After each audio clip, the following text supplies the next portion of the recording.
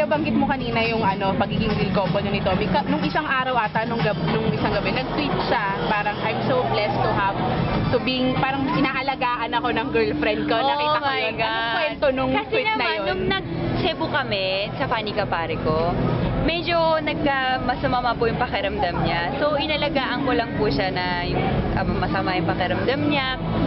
So, siguro yun yung ibig niya sabihin. Ganong klaseng girlfriend ka ba? Pagka may mga ganong situation, nandiyan ka sa tabi lagi na Siyempre kasi iniisip ko kung ako yung nasa kapakanan niya, siyempre gusto ko na kinecare ako kasi siyempre mahirap na yung may nararamdaman ka sa katawan mo. Siyempre gusto ko naman siya alagaan, na i-care siya na kahit tubig. Alam mo yun, parang kahit maliliit lang na mga bagay na gano'n. Siyempre malaking tulong na rin. Reaction dear na si Tommy ay part ng centerfold ng Cosmo.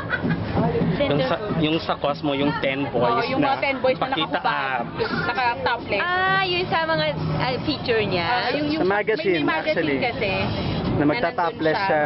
Top 10 siya. Okay ka lang dun. yung ano. Part siya ng top 10. Wala lalabas ng pangita ng katawan. It's okay lang. Kasi syempre pag nagbe-bathing suit naman tayo, it's normal. Wag lang siya mag-boxer. Bakit? Ba't tayo mag-boxer siya? Ayoko, parang pag-boxer siya, parang iba na. Ay, gusto mo ikaw lang ang nakakita ng ibang part ng body ni Tommy. Yung parang ayoko na yung mag-boxer. Pero nung feel mo kasi pag part ka ng Cosmo daw, parang siya, ina-aspire siya ng mga bading, ng mga babae. Parang gusto ng mga bading daw kapag part ng Cosmo. Oo. Anong reaction mo dun? Actually, kasi gwapo naman kasi talaga, so wala akong magagawa doon.